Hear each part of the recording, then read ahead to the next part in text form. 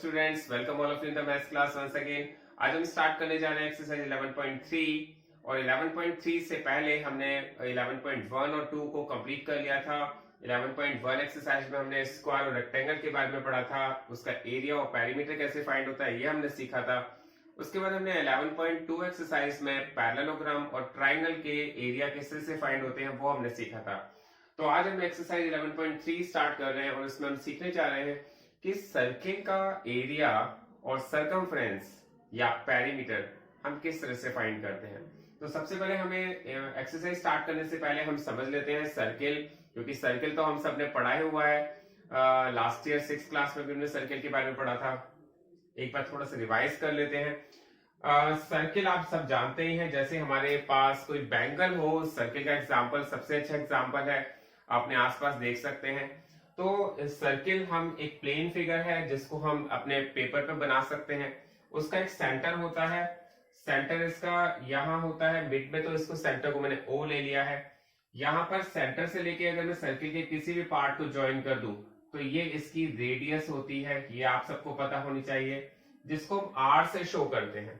Radius हमेशा are से represent की जाती है। इसके अलावा अगर मैं यहाँ पर कोई भी एक लाइन ड्रॉ कर दूं जो सेंटर से होके पास हो रही है तो हम इसको डायमीटर कहते हैं। इस लाइन को हम क्या कहेंगे? डायमीटर। और आप सबको ये बात पता होनी चाहिए कि डायमीटर रेडियस की डबल होती है, या हम ऐसे भी कह सकते हैं रेडियस डायमीटर की हाफ होती है। तो ये आपको सब चीजें बहुत ही क्लियर है, क्योंकि ये आप सब पहले से ऑलरेडी पढ़ चुके हैं। आप 5th क्लास में 6th क्लास में ये सब चीजें कवर कर चुके हैं। तो आज हम जो सीखने जा रहे हैं, समझ रहे हैं कि सरकमफ्रेंस या पेरीमीटर ऑफ सर्किल होता क्या है। देखिए, मैं आपको बहुत ही क्लियर कर दूं कि हमें एरिया ऑफ सर्किल भी फाइंड करना है, सरकमफ्रेंस ऑफ सर्किल भी फाइंड करना है। कहीं पर भी दोनों में कोई कंफ्यूजन नहीं होना चाहिए, कि ऐसा ना हो कि हमें फाइंड तो करना हो सरकमफ्रेंस, हम एरिया फाइंड कर लें। तो हमें हमेशा याद रखना पड़ेगा सरकमफ्रेंस का रिलेशन केवल उसकी बाउंड्री से होता है। मैं आपको एक एग्जांपल के थ्रू समझाना चाहूंगा। अगर सपोज आपके पास एक बैंगल है और आप उसके चारों ओर, मतलब उसके ऑल साइड और यहाँ पर आप उसको राउंड करना चाहते हो एक टेपिंग से, तो हमें क्या फाइंड करना पड़ेगा? सरकमफ्रेंस या एरिया? तो डेफिनेटली हमें सरकमफ्रेंस ही फाइंड करना पड़ेगा, क्योंकि मैंने बताया उसकी बाउंड्री से है रिलेशन। तो आपको क्या फाइंड करना है? सरकमफ्रेंस। हमारे पास एक टेबल है, राउंड टेबल, और हमें उसको डेकोरेट करना है, तो उसके लिए भी हमें सरकमफ्रेंस फाइंड करना पड़ेगा। लेकिन सपोज हमें कोई ऐसा वर्क करना है जो इसके अंदर के इस पार्ट को कवर करता हो, तो उसके लिए हमें क्या फाइंड करना पड़ेगा? इसका एरिया। तो बहुत ही क्लियर हो जाना चाहिए आपको सरकमफ्रेंस और एरिया के बीच में डिफरेंस। अब हम देखते हैं हमारे पास इनके फॉर्मूले क्या क्या है। सरकमफ्रेंस या पेरीमीटर, क्योंकि both are the same thing, circumference and perimeter both are the same thing. Circumference अगर पेरीमीटर में सर्किल का फाइंड करना हो तो उसका बहुत ही सिंपल फॉर्मूला होता है 2 पाई आर। अब देखिए 2 पाई आर, यहां पर ये जो पाई होता है इसकी एक वैल्यू होती है, फिक्स वैल्यू होती है 22/7। पाई की जो वैल्यू होती है वो होती है 22/7। और पाई की एक और वैल्यू होती है, कभी कभी किसी क्वेश्चन में 22/7 तो जनरली हर क्वेश्चन में हम यूज करते हैं, कहीं कहीं किसी क्वेश्चन में हम पाई की एक और वैल्यू यूज करते हैं 3.14। तो एग्जैक्टली वैल्यू थोड़ी बहुत अप्रोक्सीमेटली सेम ही है, कोई ज्यादा डिफरेंस नहीं है इनमें। लेकिन आपको याद रखना है पाई की जो वैल्यू हमें ज्यादातर क्वेश्चंस में यूज करनी है 22/7, और कहीं किसी क्वेश्चन में हम 3.14 का भी यूज करते हैं। तो हमारे पास बहुत ही क्लियर एक बहुत ही सिंपल सा फॉर्मूला आ गया है सरकमफ्रेंस ऑफ सर्किल का, वो है 2 पाई आर। तो आपको ये फॉर्मूला बहुत अच्छी तरह से क्लियर हो जाना चाहिए। नंबर 2 फॉर्मूला है एरिया ऑफ सर्किल का। एरिया ऑफ सर्किल का फॉर्मूला है पाई आर स्क्वायर। तो हमारे पास यहाँ पर 2 नए फॉर्मूले आ गए हैं, जिसके बेस पर हम इस पूरी एक्सरसाइज में देखते हैं। आप स्टार्ट करते हैं नई एक्सरसाइज, और कैसे इसके क्वेश्चन होते हैं ये भी समझते हैं। तो अब स्टार्ट करते हैं एक्सरसाइज 11.3, और 11.3 का क्वेश्चन नंबर फर्स्ट देखते हैं। आपसे कहा गया find the circumference of the circle with radius. आपके पास रेडियस गिवन है 14 सेंटीमीटर की, सेकंड क्वेश्चन में 28 mm की, और थर्ड क्वेश्चन में 21 सेंटीमीटर की। तो सबसे पहले हम देखते हैं रेडियस आपके पास है 14 सेंटीमीटर। अब देखिए हमारे पास सरकमफ्रेंस ऑफ द सर्किल का जो फॉर्मूला है वो है 2 पाई आर। तो आप सबसे पहले क्या लिखेंगे? Circumference of circle, circumference of circle, और सर्कमफ्रेंस ऑफ सर्किल का फॉर्मूला है 2 पाई आर। आप सर्कमफ्रेंस की बहुत शॉर्ट फॉर्म लिख सकते हैं CIR। समझ में आ गया? कोई पूरी उसकी स्पेलिंग लिखने की जरूरत नहीं पड़ेगी हमें। सर्कमफ्रेंस ऑफ सर्किल का जो फॉर्मूला है वो 2 पाई आर है, और 2 पाई आर के प्लेस पर आपको 2 के प्लेस पर 2 रखना है। पाई की वैल्यू मैंने बता ही दिया आपको, 22/7 है, और आर की वैल्यू दे रखी है 14 सेंटीमीटर। तो आपको क्या करना पड़ेगा, आपको 7 1 जा 7, 7 2 जा 14, 2 से इसको कट कर दिया। इसके बाद हमें क्या करना है, मल्टीप्लाई करना है। आप करेंगे 22 2 जा 44, एंड 44 का मल्टीप्लाई 2 से किया तो आपके पास आ गया 88 सेंटीमीटर। तो आपके पास ये हमारा फर्स्ट क्वेश्चन का आंसर आ गया है। एक बात आपको बहुत ही अच्छी तरह से क्लियर रखनी है अपने माइंड में कि कभी भी हमारे पास सर्कमफ्रेंस हमें फाइंड करनी होती है तो उसका यूनिट जो होती है वो सेंटीमीटर या mm, जैसे mm में दिया हुआ है तो सेंटीमीटर में ही रहती है, mm में ही रहती है, इसमें स्क्वायर नहीं लगता है। लेकिन जब हम किसी का एरिया फाइंड करने जा रहे हैं तो हमारी यूनिट स्क्वायर में होती है, ये आपको क्लियर हो जाना चाहिए। तो हमारा जो आंसर होगा वो 88 सेंटीमीटर होगा। अब देखते हैं इसका सेकेंड पार्ट। सेकेंड पार्ट में आपके पास कहा गया है जो रेडियस है वो 28 mm है। ठीक है, तो रेडियस आपके पास 28 mm दी गई है, हमें इसका सर्कमफ्रेंस फाइंड करना है। तो हमने सबसे पहले सर्कमफ्रेंस ऑफ सर्किल का फॉर्मूला पुट किया है, और फॉर्मूला तो आप सबको याद हो ही गया होगा, 2 पाई आर होता है, और पाई की वैल्यू आपको ऑलरेडी गिवन है 22/7। क्वेश्चन में ही दी गई है कि पाई की वैल्यू आपको 22/7 रखनी है। देखिए इनको करने का मेथड बहुत ही क्लियर, 2 के प्लेस पर आप 2 रखते हैं, पाई के प्लेस पर 22/7 रखते हैं, और आर के प्लेस पर 28 रखते हैं। अब आपको क्या करना होता है, वैल्यूज ऊपर नीचे देखना होता है कौन सी वैल्यू कट हो रही है। तो हमने देखा 7 1 जा 7 एंड 7 4 जा 28। 7 को हम 28 को 7 से हम कट कर सकते हैं। अब इसमें देखा, अब मल्टीप्लाई करना पड़ेगा, 22 2 जा 44, 44 का 4 से मल्टीप्लाई करना पड़ेगा, 4 4 जा 16, 16 का 6 कर लगा 1, एंड 4 4 जा 16 और 1 17। तो आपके पास इसका आंसर आ गया 176 mm। तो ये इसका आंसर होगा सेकंड पार्ट का।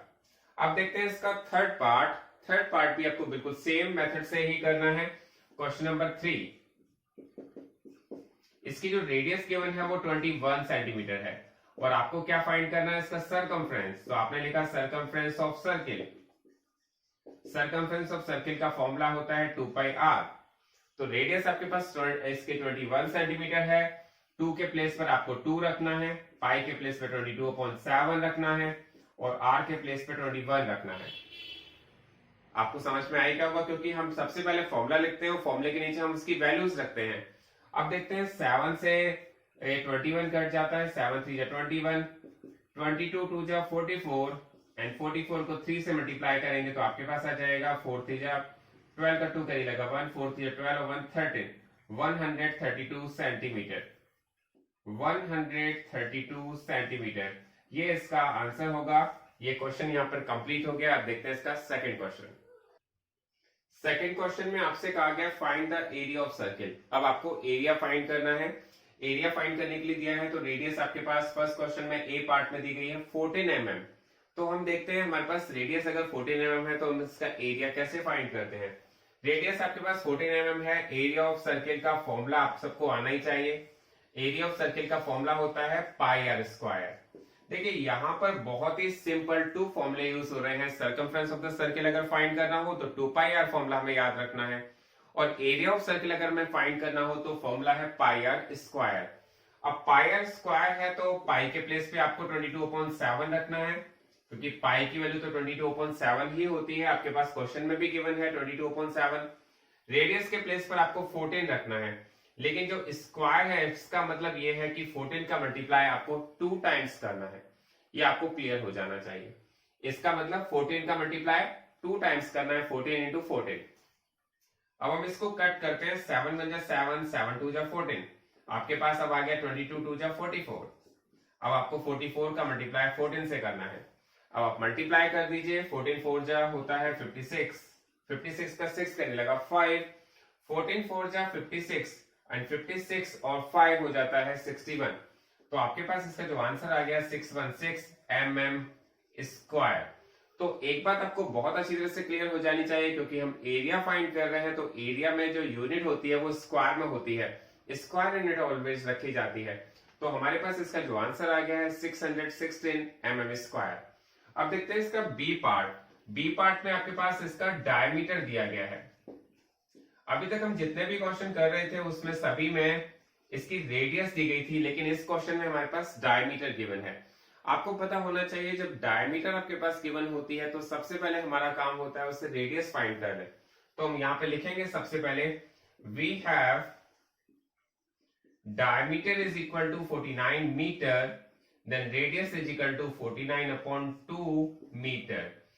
आपको बहुत ही क्लियर हो जाना चाहिए, जब डायमीटर आपके पास दी होती है तो आप रेडियस फाइंड करते हैं। रेडियस कैसे फाइंड की जाती है, उसका हाफ कर दिया जाता है। जितनी डायमीटर है उसका हाफ कर देंगे तो आपके पास रेडियस आ जाएगी। अब आपको क्या फाइंड करना है, इसका एरिया फाइंड करना है। एरिया ऑफ सर्किल फाइंड करने के लिए आपको फॉर्मूला यूज करना है pi r square. Pi r square, pi के प्लेस पे आपको क्या रखना पड़ेगा, पाई के प्लेस पे आपको रखना पड़ेगा 22/7, आर के प्लेस पे आपको रखना पड़ेगा 49/2 एंड 49/2। देखिए जब भी हमारे पास कोई इस तरह की वैल्यूज आती है तो हम सबसे पहले चेक करते हैं क्या कोई वैल्यूज हैं जो ऊपर नीचे कट हो रही हैं। अगर कोई कट हो जाती है तो हम उसे कट कर देते हैं। तो हमने देखा 7 1 7 एंड 7 7 49। 2 से हम इसे 22 को कट कर सकते हैं, 2 1 2, 2 1 2, 2 1 2। आपके पास आ जाएगा 11 का 7 से मल्टीप्लाई करके 77 इंटू 49 और अपॉन में आ जाएगा 2। तो अब आपको इनका मल्टीप्लाई करना है, तो 49 का 77 से मल्टीप्लाई करना है और फिर 2 का डिवाइड करना है। तो मैं इसको साइड में यहाँ पे करके देख लेता हूँ कि 49 का मल्टीप्लाई अगर 77 से करते हैं तो कितना आता है। आपने देखा 7 9 जा 63, कैरी लगा 6, 7 4 जा 28, 28 और 6 कितना होता है 34। अब देखते हैं इसका भी मल्टीप्लाई करेंगे तो ये भी 343 आ जाएगा। आप इनको करेंगे 3 4 और 3 7, 3 और 4 7 और 3, तो आपके पास आ जाएगा 3773। तो हम यहाँ पे लिख लेते हैं 3773 अपॉन 2। अपॉन 2 तो पहले से ही लगा हुआ था, हमने इनका मल्टीप्लाई करके इसका आंसर जो आया 3773 अपॉन 2। अब आपको क्या करना है, फाइनली आपको डिवाइड करना है। तो डिवाइड भी करके देख लेते हैं। 2 का हमने डिवाइड किया 3773, हमने देखा 2 1 2, रिमेनिंग इसमें 1 बचा, 3 में से 2 माइनस करेंगे तो 1 आ जाएगा, ऊपर से हम 7 उतार लेंगे, 2 8 जा 16 हो जाएगा, 1 बचेगा, फिर 7 उतारेंगे, 2 8 जा 16, आपके पास 1 बचेगा, फिर आप 3 उतारेंगे और 2 6 जा 12, आपके पास 1 बचेगा, 0 लेंगे तो 2 5 जा 10। तो आपके पास इसका जो फाइनली आंसर आएगा वो आएगा 1886.5 और मीटर स्क्वायर। तो ये क्वेश्चन यहां पर इसका कंप्लीट हो गया है और इसके बाद देखेंगे अब इसका थर्ड पार्ट, सी पार्ट। अब इसके सी पार्ट में आपके पास दिया है रेडियस 5 सेंटीमीटर। तो हमें तो जो वैल्यू दी गई है हम उसी को पुट कर देते हैं और उसका एरिया फाइंड कर लेते हैं। तो सबसे पहले लिखेंगे area of circle. Area of circle होता है पाई आर स्क्वायर, तो आपको पाई के प्लेस पे 22/7 पुट करना है, आर के प्लेस पर 5 पुट करना है और 5 पुट करना है। अब हमें क्या करना है, अब तो कोई वैल्यू ऊपर नीचे की कट नहीं रही है, आप देख रहे हैं 7 और 22 भी नहीं कट पाएगा, 7 और 5 भी नहीं कट पाएगा। तो इस केस में हमें सिर्फ मल्टीप्लाई ही हमारे पास ऑप्शन रह जाता है। तो अब हमें मल्टीप्लाई करना पड़ेगा। सबसे पहले देखेंगे 22 का 5 से मल्टीप्लाई करेंगे 110 आएगा और फिर 110 का 5 से मल्टीप्लाई करेंगे तो आप करके देख लीजिए 500 5 1 5 5 1 5 550/7 सेंटीमीटर स्क्वायर, ये इसका आंसर आ जाएगा। तो आपका एक क्वेश्चन पूरा कंप्लीट हो गया है। बहुत ध्यान से आप इसे समझिए।